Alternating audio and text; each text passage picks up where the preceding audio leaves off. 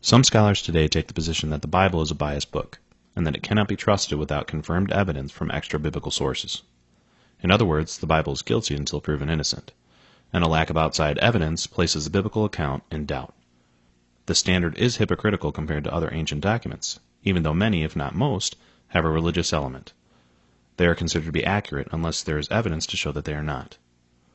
Although it is not possible to verify every incident in the Bible, the discoveries of archaeology since the mid-1800s have demonstrated the reliability and plausibility of the Bible narrative. Here are just a few examples. In the Old Testament, in Joshua chapter 6, we have an account of the Israelites defeating the city of Jericho when they came into the Promised Land after wandering in the wilderness for 40 years. According to the biblical account, the Israelites marched around the city once a day for 6 days. On the seventh day, they encircled the city 7 times. On the final time around, the priests blew the trumpets, and the people shouted, and the walls fell flat. The archaeological evidence that validates this biblical event was a combined effort of both a German excavation team in the early 1900s and a British archaeologist in the 1950s. The first major excavation of Jericho was performed between 1907 and 1909. The excavation team found piles of mud bricks at the base of the mound the city was built on. Almost 50 years later, Kathleen Kenyon re-excavated the site with modern methods and proved that these bricks were from the city wall which had collapsed when the city was destroyed. The story in the Bible goes on to say that when the city walls collapsed, the Israelites stormed the city and set it on fire. Archaeologists found evidence for a massive destruction by fire, just as the Bible relates. The Bible says that Sarah, Abraham, Isaac, Rebekah, Leah, and Jacob were buried in Hebron, in a cave purchased by Abraham, Genesis 23. Traditionally, this cave has been located below the sacred precinct of the Friend of the Merciful One God in Hebron, today a Muslim mosque. References as early as the 2nd century BC testify that this is the authentic location of the burial place of the patriarchs. The cave was explored by the Augustan Canyons in 1119, at which time they found the bones of the patriarchs. Many of the people mentioned in the Bible are confirmed in sources outside the Bible. In the case of royalty, many times a likeness of the individual has been recovered. Over 50 persons named in the Old Testament are known outside the Bible, and we have likenesses of 12 of them. Some 27 people named in the New Testament are known from other records, with 6 likenesses surviving, 4 of them Roman emperors. Quite a number of biblical structures have been excavated. Some of the most interesting are the following. The Tower of Babel, in Babylon, where language was confused, Genesis 11:1-19. The Pool of Gibeon, where the forces of David and Ishbosheth fought during the struggle for the kingship of Israel, 2 Samuel 2:12-32. The Theater at Ephesus, where the riots of the silversmiths occurred, Acts 19:29.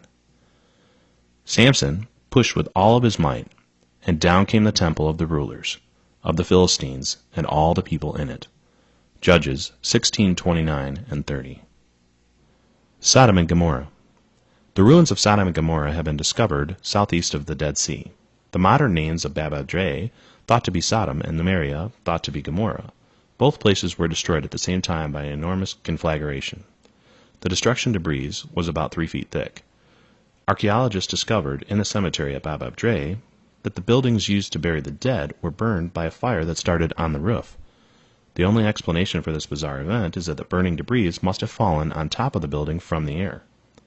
This mysterious event was clearly explained in the Bible and validated by archaeological findings. In Genesis 19:24, the Bible says, "Then the Lord rained down burning sulfur on Sodom and Gomorrah from the Lord out of the heavens." The name of Israel's second king, David, appears in 2 9th century BC texts, the Taldan inscription and the Moabite stone. Shishak was the first Egyptian king to be mentioned by name in the Bible and the first foreign king in the Bible for whom we have extra-biblical evidence. The Moabite stone was an extraordinary find in its complete work. Joseph was Imhotep of Egypt. National Geographic, in January 1995, describes a man called Imhotep, who saved his country from a famine. Imhotep was the architect thought to be responsible for the idea of creating Pharaoh's tomb completely from stone. He was known as a sculptor, a priest, a healer, and considered to be the preeminent genius of the Old Kingdom. Once again, Imhotep had saved his country from a famine. There are many similarities between Imhotep and Joseph from the Bible. Here are just a few. They both were second in command under Pharaoh. They both lived to 110 years of age. They were both great architects. They both stored up 7 years of plenty. They both saw 7 years of famine. They both interpreted dreams. They both built pyramids and palaces. They were both physicians. They both instituted an income tax of 1/5. They both had a knowledge of astrology. They were both educated men. They were legendary historians. And both was one of 12 siblings. The Hebrew Exodus. Expulsion of Hyksos lived around Avaris in Egypt. In Egyptian documents and wall paintings, Joseph's court seal has been found in Avaris. Also, A, cry out, to L, one of the first letters indicating the Hebrew God, has been found inscribed on Egyptian walls. Avaris is also the location of Ramses, the place where the Israelites settled, Genesis 47:11, and where they departed from, Exodus 12:37.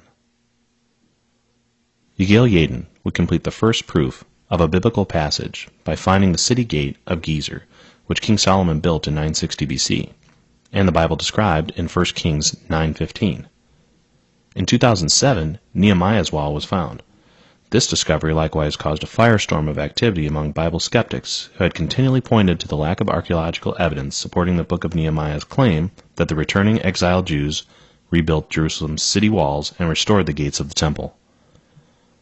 In present-day Jordan, scientists have found a 10th century BC copper production center that coincides with the rule of the biblical king of Israel, King Solomon, and his mines. A spike in metallurgic activity also coincides with the rise and influence of a rival tribe. This coincides with biblical description.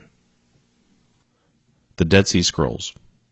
One of the greatest finds in regards to the reliability of the Holy Scriptures was the finding of the Dead Sea Scrolls. According to the Bible, the Old Testament was written between 1500 and 400 years before Jesus was born. Therefore, it is a great cause for faith when over 300 prophecies written between 1500 and 400 years before Jesus was born were fulfilled by him. Skeptics accused early Christians of altering the Old Testament just after Jesus' time, in order to make it appear as though prophecies had come true. In 1947, when the Dead Sea Scrolls were discovered, it blew a hole in the skeptics' argument. The Dead Sea Scrolls contained all of the Old Testament books except Esther. Esther had no prophecy about the coming Messiah, so the hundreds of prophecies about Jesus are still there. The Dead Sea Scrolls were buried somewhere around 100 to 200 years before Jesus was born. We now have copies that predate the church by hundreds of years, but are word for word the same as our Old Testament. The Dead Sea Scrolls prove the Bible is authentic. The Bible has been proven. Time and time again, the mountain of evidence shows the Bible's narratives and detailed accounts were accurate and have been fully supported. Archaeology proves the Bible is true.